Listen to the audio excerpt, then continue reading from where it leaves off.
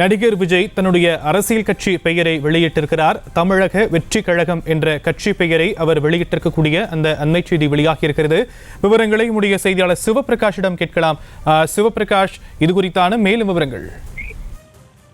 வணக்கம் ஷியாம். விஜய் ரசிகர்கள் மிக நீண்ட நாட்களாக எதிர்பார்த்து கொண்டிருந்த அறிவிப்பானது தற்போது வெளியாகி இருக்கின்றது. தமிழக வெற்றி கழகம் என்று தனது இயக்கத்திற்கு பெயரிட்டு அதனை தற்போது அரசியல் கட்சியாகவும் நடிகர் விஜய் மாற்றியிருக்கிறார். இந்நிலையில் இதே போல அரசியலுக்கு விஜய் ஈடுபடுகிறார் என்ற ஒரு கேள்வி, ஒரு தகவல் வெளியான போது அவருடைய திரை வாழ்க்கை என்னவாகும் என்பது குறித்தும் அவரது ரசிகர்களிடையே மிகப்பெரிய கேள்வியும், அதே போல அரசியல் சார்ந்த விமர்சகர்களிடமும் அதே கேள்விதான் இருந்து வந்தது. அப்படிப்பட்ட நிலையில் தற்போது அந்த விஜய் வெளியிட்டிருக்க அந்த 3 பக்க அறிக்கையின் கடைசியில் இந்த இது குறித்தான விளக்கத்தையும் நடிகர் விஜய் கொடுத்திருக்கிறார். அதை தற்போது அவருடைய எழுத்திலேயே படிக்கிறேன்.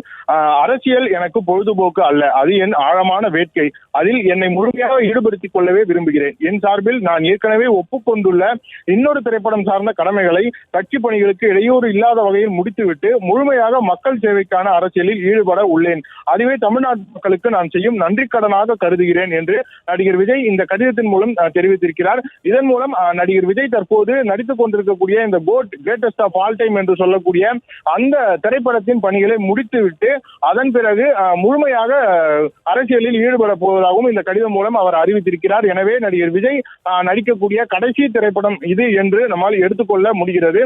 அதே சமயத்தில் ஏற்கனவே விஜய் ரசிகர்கள் தற்போது விஜய் அரசியலில் ஈடுபட போகிறார் என்ற ஒரு தகவல் வெளியான தொடக்கத்தில் இருந்து தற்போது வரையிலும் இனி விஜயை இது போல ஆடியோ லான்ச்சிலோ அல்லது திரையிலோ புதிய கதாபாத்திரங்களிலும் பார்க்க முடியாது என்று அவர்கள் வருந்தி வந்தனர்.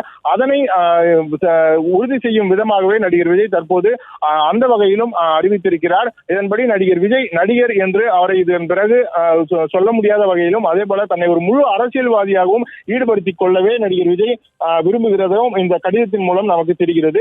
அது மட்டுமல்லாமல் இந்த கடிதத்தில் பல இடங்களில் மிக முக்கியமான சில வார்த்தைகளை அவர் பயன்படுத்தி இருக்கின்றார். அதில் எண்ணி துணிக கருமம் என்பது வள்ளுவன் வாக்கு. அதன்படியே தமிழக வெற்றி கழகம் என்ற பெயரில் எமது தலைமையிலான அரசியல் கட்சி துவங்கப்படுகிறது என்றும் அவர் தற்போது குறிப்பிட்டிருக்கிறார். ஏனென்றால் நடிகர் விஜயின் அரசியல் தற்போது அறிமுகத்தை பொறுத்தவரையிலும் 2024 நாடாளுமன்ற தேர்தலில் தாம் போட்டியிட போவதில்லை எனவும், அதே போல வேறு எந்த கட்சிக்கும் தனது ஆதரவு இல்லை என்றும் அவர் அறிவித்திருக்கிறார். எனவே 2026 நடிகர் விஜய் தீவிர அரசியலில் ஈடுபடுவார் என்றும், அந்த சட்டமன்ற தேர்தலில் தான் இவரது கட்சியின் சார்பில் போட்டியிட போகிறார்கள் என்பதும் தெரிய வருகிறது. எனவே இதன் காரணமாக அடுத்த 2 வருடங்கள் நடிகர் விஜய் தமிழகத்தில் என்ன மாதிரியான அரசியல் அலையை ஏற்படுத்த போகிறார் என்பதையும் நாம் பொறுத்திருந்து பார்க்க வேண்டும். செய்திகளை உடனுக்குடனும் துல்லியமாகவும் தெரிந்து கொள்ள சப்ஸ்கிரைப் பண்ணுங்க.